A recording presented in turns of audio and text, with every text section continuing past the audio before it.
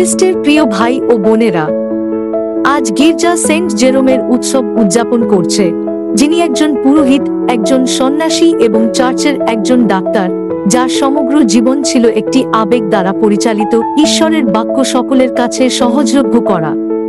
তিনি সবচেয়ে বেশি স্মরণীয় হয়ে আছেন ল্যাটিন ভাষায় ধর্মগ্রন্থ অনুবাদ করার জন্য এবং তাঁর বিখ্যাত উক্তির জন্য, ধর্মগ্রন্থের অজ্ঞতা হল খ্রিস্টের অজ্ঞতা। কিন্তু আমি আপনাকে জিজ্ঞাসা করতে চাই, আজ আমরা আমাদের সকাল কিভাবে শুরু করি? প্রায়শই বাইবেলের দিকে না গিয়ে আমরা আমাদের ফোনের দিকে হাত বাড়াই। আমরা যে প্রথম শব্দগুলির মুখোমুখি হই তা সুসমাচার থেকে নয়, বরং ইনস্টাগ্রামের গল্প, ইউটিউব রিল বা টিকটক ভিডিও থেকে আসে। এটাই আমাদের বাস্তবতা, তবুও এটি আমাদের সুযোগও। সেন্ট জেরোমের এই উৎসবে প্রভু আমাদের তাঁর লক্ষ্যকে একটি নতুন সীমান্তে নিয়ে যাওয়ার জন্য আমন্ত্রণ জানান, ডিজিটাল জগতে। জেরোমের সময়ে বাইবেল এমন ভাষায় লক করা ছিল যা কেবল পণ্ডিতরা পড়তে পারতেন। খ্রিস্টের প্রতি ভালোবাসা থেকে তিনি অক্লান্ত পরিশ্রম করেছিলেন যাতে সাধারণ মানুষ তাদের নিজস্ব ভাষায় ঈশ্বরের বাক্য শুনতে পারে। আজ আমাদের সাধারণ ভাষা ডিজিটাল। প্রায় 5 বিলিয়ন মানুষ সোশ্যাল মিডিয়ায় আছেন। যদি জেরোম একবার রোমান সাম্রাজ্যের বাজারে ঈশ্বরের বাক্য নিয়ে এসেছিলেন, তাহলে আমাদের অবশ্যই এটি ইন্টারনেটের বাজারে নিয়ে আসতে হবে। প্রশ্নটি এই নয় যে ঈশ্বর সোশ্যাল মিডিয়ার মাধ্যমে কথা বলতে পারেন কিনা, প্রশ্নটি হলো আমরা কি নিজেদেরকে সেখানে তাঁর বার্তাবাহক হতে দেব। যিশু তাঁর শিষ্যদের বলেছিলেন, সমস্ত পৃথিবীতে যাও এবং প্রতিটি প্রাণীর কাছে সুসমাচার প্রচার করো। আমাদের যুগে সেই বিশ্ব ডিজিটাল জগৎকে অন্তর্ভুক্ত করে যেখানে এত আত্মা তাদের দিন কাটায়। আমাদের কেবল স্ক্রোল এবং গ্রাস করার জন্য ডাকা হয় না, আমাদের সৃষ্টি এবং ভাগ করে নেওয়ার জন্য ডাকা হয়। পোস্ট করা প্রতিটি পদ, রেকর্ড করা প্রতিটি প্রতিফলন, অনলাইনে লেখা প্রতিটি উৎসাহের শব্দ কারো হৃদয়ে রোপিত বীজ হয়ে উঠতে পারে, এবং এটি জটিল হওয়ার দরকার নেই। কল্পনা করুন যে প্রতিদিন শুরু করার জন্য শাস্ত্রের একটি পদ আপনার জীবনকে কিভাবে স্পর্শ করে সে সম্পর্কে একটি সহজ চিন্তাভাবনা দিয়ে পোস্ট করুন। অথবা দৈনিক সুসমাচারের উপর 1 মিনিটের প্রতিফলন রেকর্ড করুন। প্রাতরাশে বন্ধুর সাথে স্বাভাবিকভাবে কথা বলুন। কল্পনা করুন গল্প বৈশিষ্ট্যটি ব্যবহার করে জিজ্ঞাসা করুন, আজ কোন পদ আপনাকে উৎসাহিত করেছে?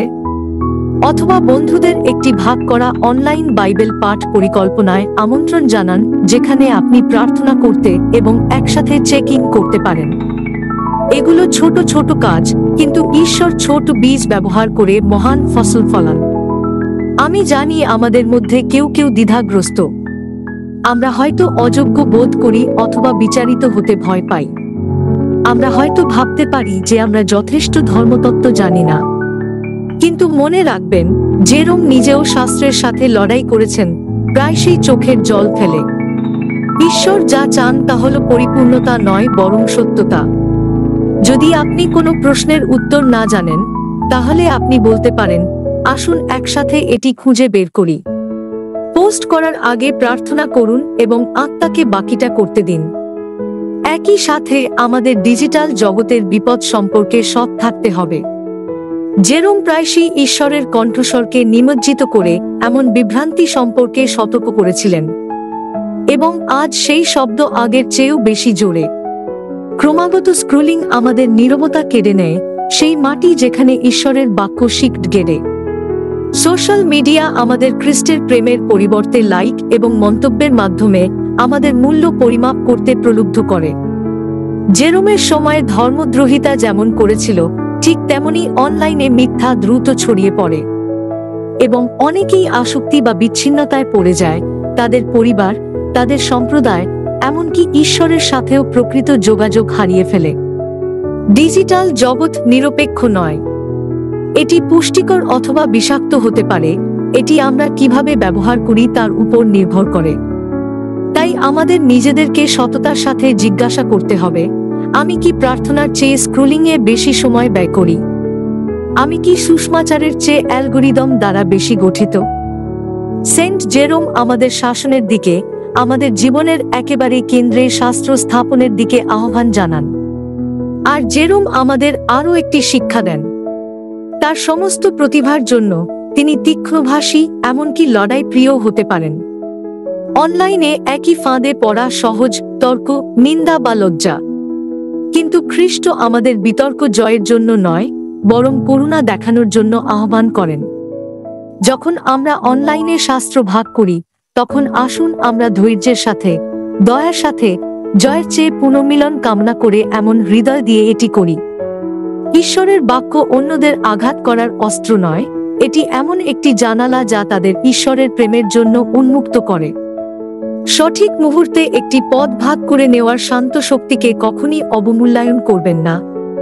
একটি একাকী হৃদয় সান্ত্বনা পেতে পারে, একটি সন্দেহপ্রবণ আত্মা সত্যের আভাস পেতে পারে, একজন অন্বেষী আপনার প্রতিফলনে হোঁচ খেতে পারে এবং খ্রিস্টের দিকে যাত্রা শুরু করতে পারে।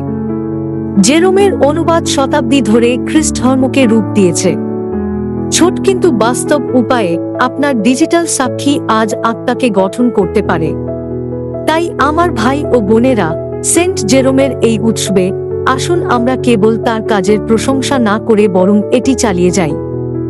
এই সপ্তাহে একটি প্ল্যাটফর্ম বেছে নিই, ইনস্টাগ্রাম, ইউটিউব, ফেসবুক, হোয়াটসঅ্যাপ, এবং প্রতিদিন ঈশ্বরের বাক্য ভাগ করে নেওয়ার জন্য এটি ব্যবহার করি।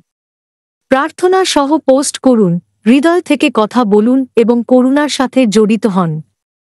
এটি করার মাধ্যমে আপনি সেন্ট জেরোমের উত্তরাধিকারকে সম্মান করেন এবং খ্রিস্টকে আজকের সাধারণ ভাষায় আপনার মাধ্যমে কথা বলার সুযোগ দেন। এবং তাই আমরা প্রার্থনা করি, সর্বশক্তিমান ঈশ্বর আমাদের সাহসী ডিজিটাল শিষ্য হওয়ার, স্পষ্টতার সাথে তাঁর বাক্য ঘোষণা করার প্রজ্ঞা এবং আমাদের প্রভু খ্রিস্টের নামে অনলাইন এবং অফলাইনে প্রতিটি প্রতিবেশীর সেবা করার জন্য ভালোবাসা দান করুন। Echoes of the word echoing Christ in every heart where silence speaks and every voice matter. Rooted in Carmelite contemplation and creative prophecy reflections, visuals and captions. Crafted with love and multilingual. Inclusive.